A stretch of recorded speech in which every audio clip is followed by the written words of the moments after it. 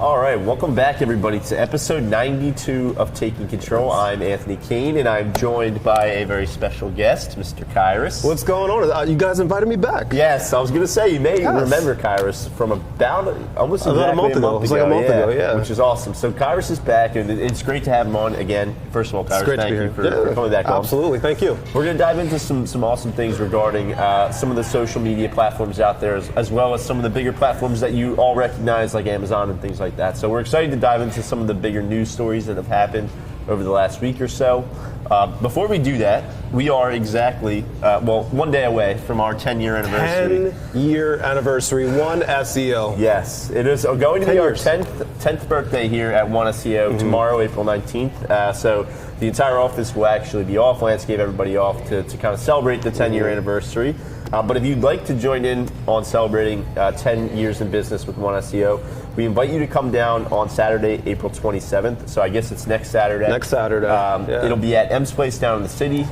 It'll be at 7 o'clock, and it'll run until it runs, which will be all night. Yeah. All night. There's no reason why you should miss this event. It'll be a fun one. Yeah. It's gonna be a lot of fun. So we are certainly welcoming all clients, all employees, past employees, friends. You know, if you have touched the One SEO brand, you know, Lance certainly wants you there to help celebrate and bring in our 10th anniversary. It's going to be a lot of fun. I've heard some details and some rumblings. I don't have all the full details, but I know from what I hear, it's going to be a bash. You're not doing anything. I just looked at your schedule. You're not doing anything. So just come, hang out with us. You don't want to wake up Sunday looking at Facebook of all the fun photos and videos of everybody who was there, and then you weren't there, and then you have to wait until our 20th anniversary. It's just going to be an ordeal. You don't want to wait. So just come next Saturday. We'll be there. I'll be there. He'll be there too. It'll be a lot of fun. I'll be there. We might even just go live, taking control. Who knows? What? We'll see what happens. But no, all details can be found, I'm sure, on our social media. But just next Saturday at M's Place at 7 p.m. It's going to be a lot of fun. And happy birthday to One SEO tomorrow. Happy birthday. So we're going to jump in to a couple of stories. A couple of bigger platforms that we touch every day are constantly testing things. We know that they're constantly trying out new things. So we kind of want to see and give our take on where things are kind of pivoting to, where we see things going. One of the first things that I thought was kind of interesting, because it's always a pet peeve of mine, but Google My Business, and this is going to sound like a small little thing they're testing out, but they're testing out sort of vanity URLs or short URLs for your actual Google My Business profile. And the reason why I've said this is funny that they're even testing this is because it's so funny to see a business owner try to share a link to the Google My Business and say, hey, could you please leave me a review? And it's like 4-line, you know. It'll take 10 years, another 10 years for you to just read the whole thing. So, exactly. So it's always been something I think that Google has certainly kind of recognized is that, hey, business owners want to share links to their Google My Businesses, and people want to share links to other Google My Businesses. Just, you know, as consumers, you know, we share information about businesses or where we're going or where we're meeting. And it's always been this kind of wonky thing, especially in a text message or in an email. It's just this long string, and you don't even know what it really is. Right. So it was really interesting to see them kind of test this out. And, you know, I know it only applies to verified businesses. Yeah, so they haven't rolled it out to all of the, like every business yet. But when it does hit your business, you have to be verified, or otherwise you're not going to have the option. You know, as you guys know, whenever you're looking for something on Google, the first thing or just looking for something in general, the first thing you go to is Google. Sure. You know, so this is the main source of information that people go to. So when they're looking up your business, or you want to give people the option to easily leave a comment, a review, because people are looking at you via Google. So you want to make sure that you can easily get people there, leave a good review. And with these vanity URLs, it's going to make it even easier for you to get that out there. Yeah, a couple of interesting things about it. I did read that you'd only be able to change it 3 times a year. So I'm not sure, you know, if anyone's rebranding that many times to begin with, but just something to keep in the back of your mind. You know, you can't kind of get. But when you look at kind of a practicality standpoint, I think there's a lot of great uses for this. You look at like just, we talked about, I think last time when you were on, the Instagram business profiles. And if that ever rolls out, I mean, imagine everyone's kind of doing the link in the bio type thing, but you would never put your Google My Business URL, that whole string in there. But if you could do something cool, almost like a Twitter handle, it literally looks like a Twitter handle. It's part of your brand. It's just part of your overall brand. Right. So having things that are that URL that's similar to your handle on other social media platforms, it makes you easier to find in the long run. So sometimes you may not even have to give out your URL. People may just be able to type it in and find you.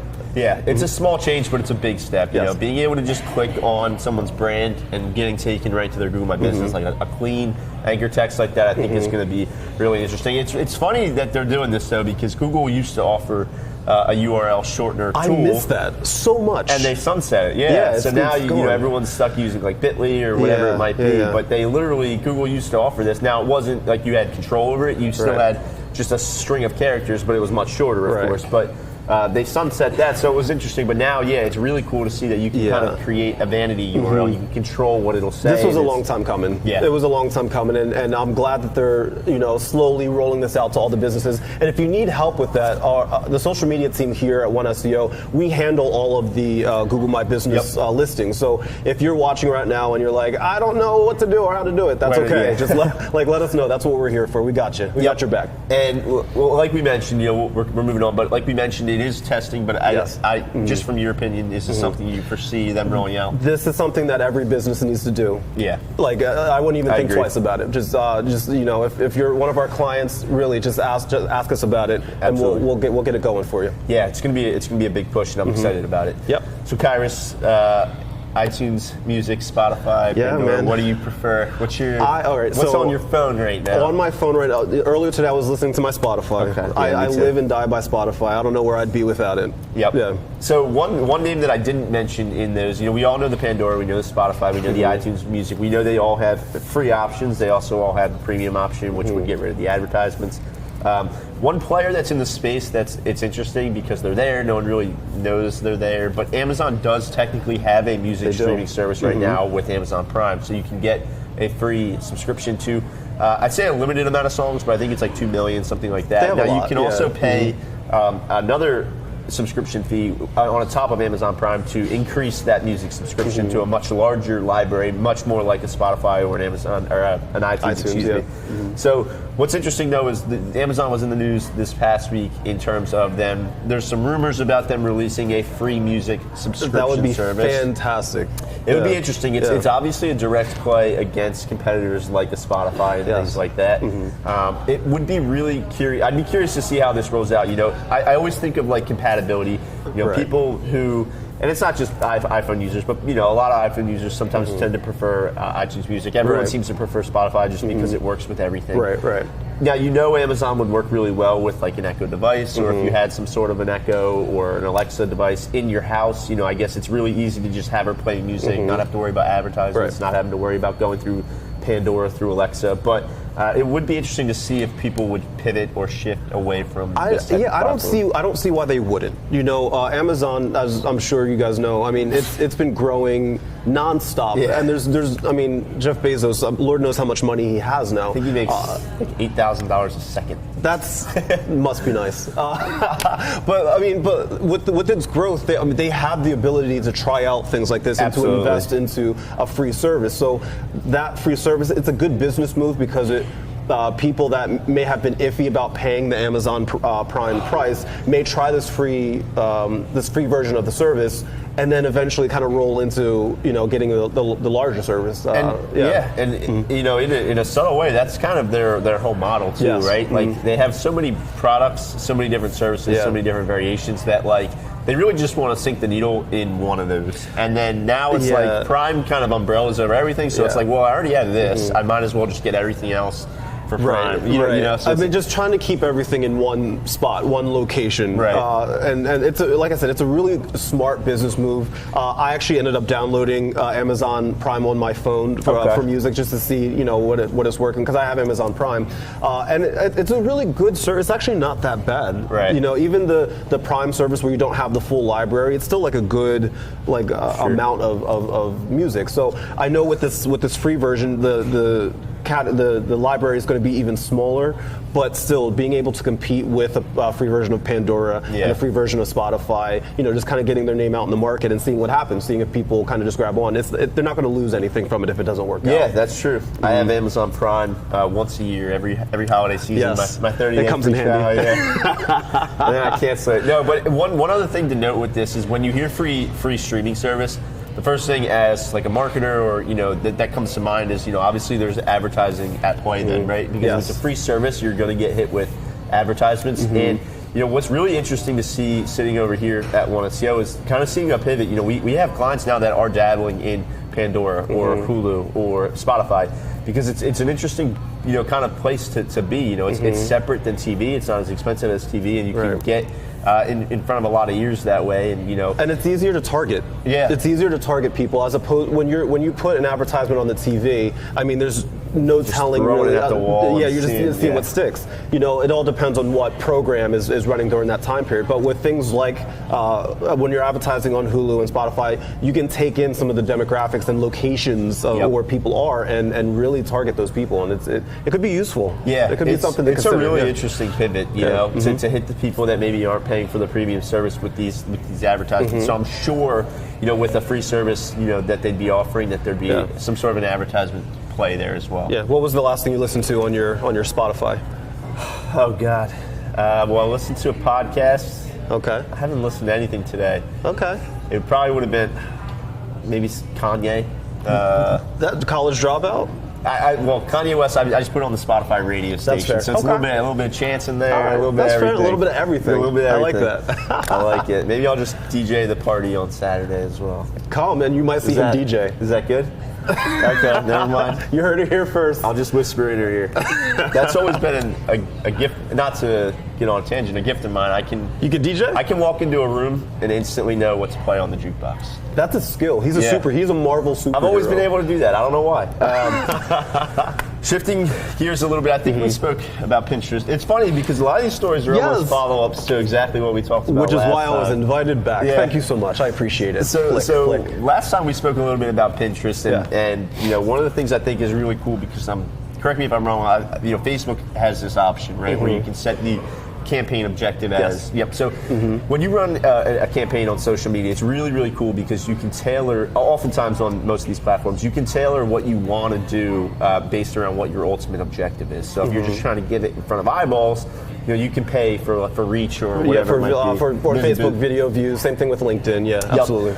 If you're looking to drive website traffic back to your your site, you can pay for you can set the campaign objective around clicks. I'm really trying to gear this campaign to get the best results around people clicking through that link and going back to my website. One of the coolest ones they've done though was is essentially this pay per a lead model. You're saying the objective to I want conversions, I want an action to be taken, and we're seeing that now with Pinterest. Yeah, it's a brand new thing that they're rolling out, and it's something like you said last month when we were talking about this. We mentioned the stat that I think it was 48% of social media e-commerce is through Pinterest, and now they're looking to grow that even more by offering things like conversion optimization, where you could say, okay, I want to optimize my ad based off of the actions of the user, as opposed to just saying I want to optimize it for clicks.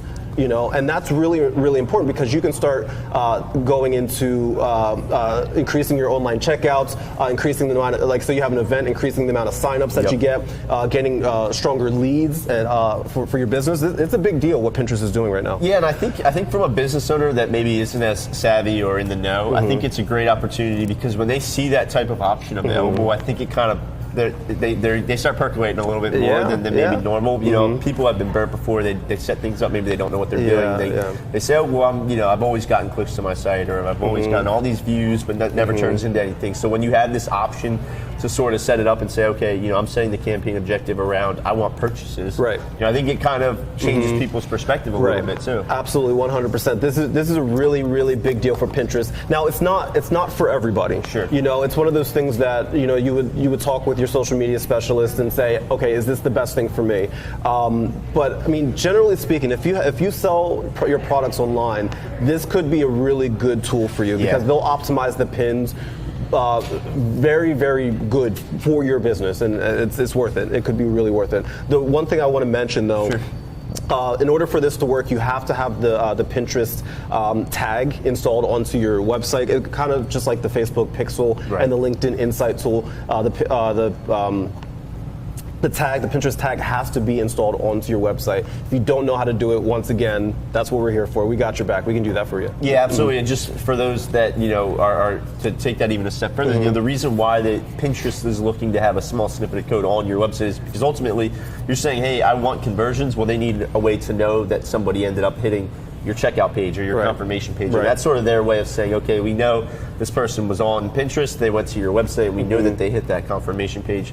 They can kind of credit themselves a little bit of playing some role in that funnel. Right, absolutely. And then and ultimately you can remarket back to these people, and you're not hitting a cold audience all the time. You can market towards people that have already expressed interest in your product or have engaged with your website or your videos or your pin in some fashion. You can remarket back to these people. Benefits galore.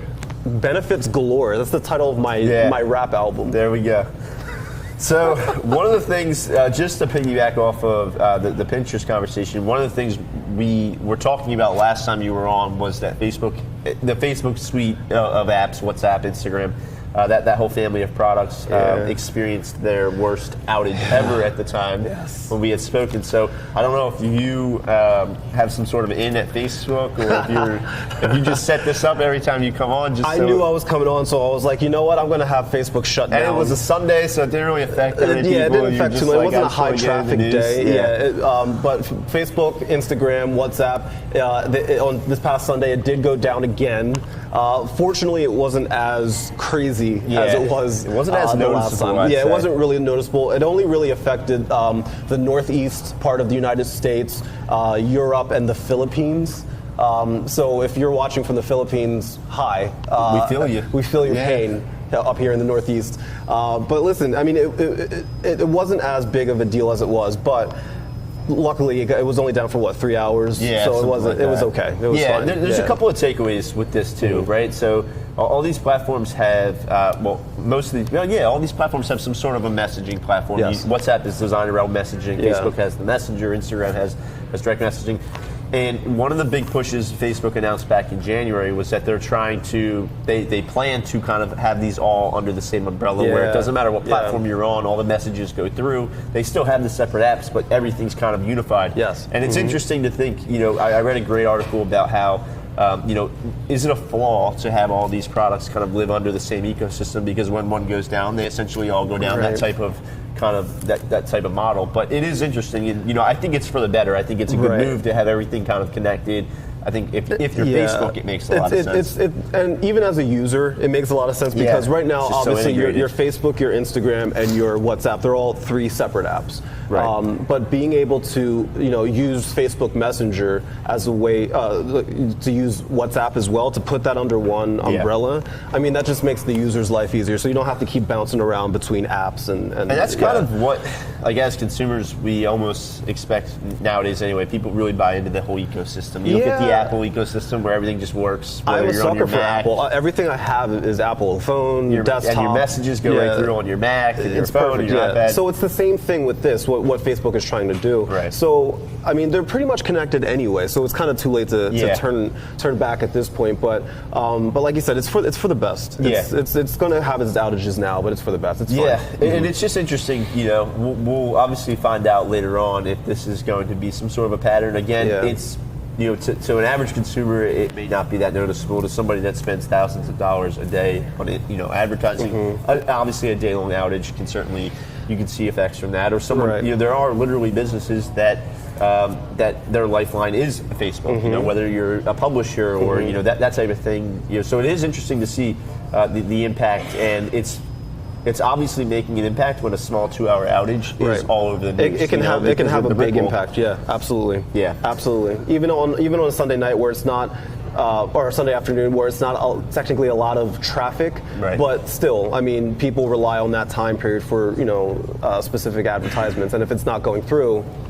That's your business. We spoke about it last time, not to harp on it too much, but there's so many things that are connected to Facebook. When you log in through your Facebook, I mean, I even saw big websites that have big blogging websites where the comment section is through Facebook. You know, that was obviously down. So it is kind of, there's a weird ripple effect that doesn't always look at, you can't see from the surface. Right, but I mean, I think ultimately this kind of stuff happening now, as opposed to in the future when a lot of them are a little bit more integrated. Yeah. They're kind of, if anything, they're working out the kinks now, too, and that's okay. Like, I'd rather them work it out now as opposed to in the future when they roll out something major. When they take over the world soon. Yeah. Between them and Amazon and Google, are corporate overlords. The machines it's their time. Cyberdyne, hello. Yes. Moving on to, on that note, to YouTube, which is obviously a subsidiary of Google. Google owns YouTube, of course.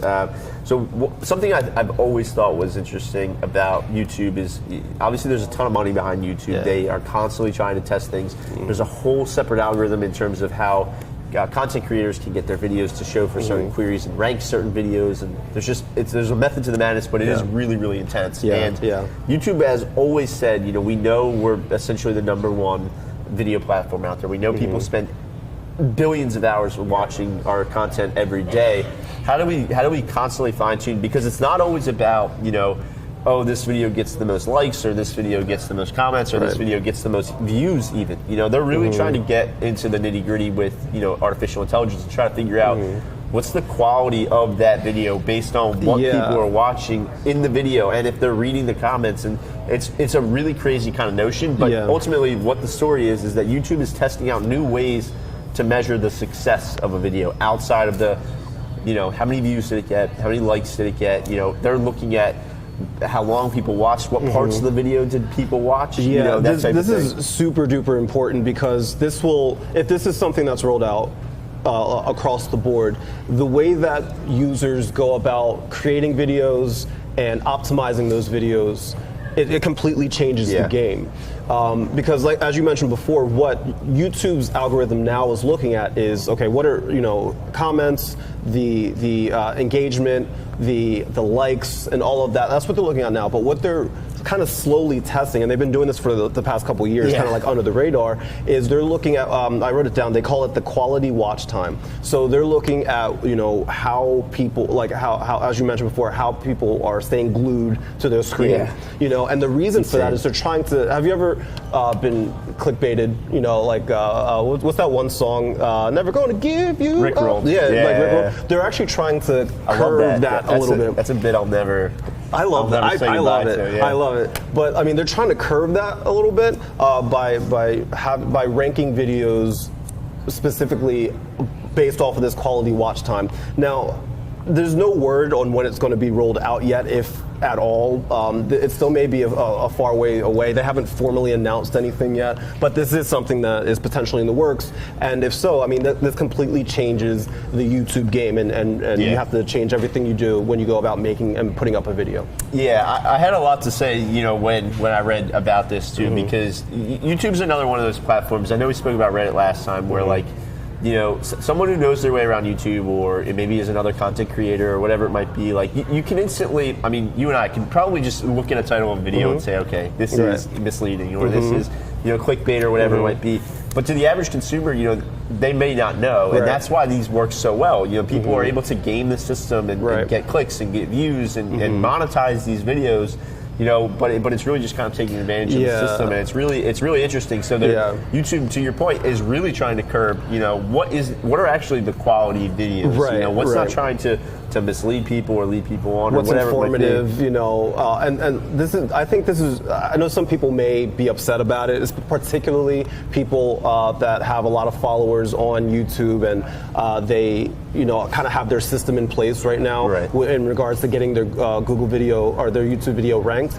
But with that said, I think this is a good direction to go, because with the world we live in now, with there being so much misdirection when it comes to links and videos and stuff like that, Google had to do something, because people, like, we laugh about getting rickrolled, but there are serious consequences to some of the other stuff that you may get rickrolled for, and that's not a good thing, and you don't want that. And you think about it, if you figure out, okay, it's views, it's likes, it's comments, it just backtrack and say, okay, it's likes and comments, it really help with the ranking factor. Well, if I'm a content creator and I have a couple 100,000 subscribers or whatever it might be, you see it all the time. They might offer to give away an iPad or a PlayStation 4 or whatever it might be if you like and comment on the video. Now you're artificially creating. It's not like people are discussing the video, and that's why it's doing so well, and the video should be seen by other people. It's because people want to win an iPad, so now it's all of a sudden it's skyrocketing in likes, it's skyrocketing in comments, and now But I really like the change. I think YouTube is such a great platform in terms of.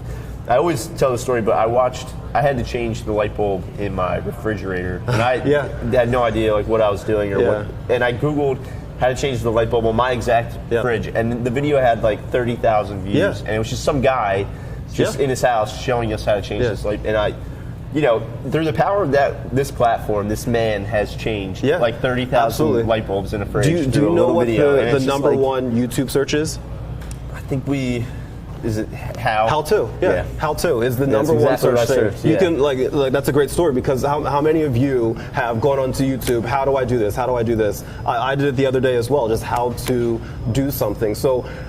In regards to this, they're going to be looking at that kind of video would do well because it's informative. There's no ulterior motive behind it. It's just some guy. It's I didn't think really he knew that 5 years later he was going to have help change 30,000 light bulbs. Exactly. It was just like. It's mind-boggling, but it's awesome. So this has been a fantastic episode, Kairos. Thank you for inviting me back. Absolutely, I love coming on this. Before we round this 90-second episode out, Kairos and I wanted to take a moment to let you guys know that, of course, One SEO is hiring. Yes. We wanted to let you guys just on our website, oneseo.com/aboutus/careers. All the positions are available. I know some of the bigger ones right now that we are currently looking for are, of course, pay-per-click managers. So if you have any experience in the PPC side of things, we'd love to hear from you as well. The development side, so of course, if you're creative and you have any web development experience, we're always looking for great developers that want to take their craft to the next level. And something new that you probably haven't heard on this show before is we also have openings for some traditional media positions as well, both traditional media buyer and traditional media sales. So 2 exciting kind of avenues there, ties into the whole marketing side, of course, but all that information, again, can be found on our website, and you get to work with Kairos and This myself. is a great place to work. You get to do stuff like this with guys like this. Why would you not? 10 years, I think that says something. So again, congrats to Lance and Jolene on 10 years and to One SEO. We're super excited to be here and to be a part of it, and we're really excited about ringing it in next Saturday with everybody. I'll see you next Saturday. Yeah, we can't wait. Everybody, have a great weekend. Thank you so much. Bye.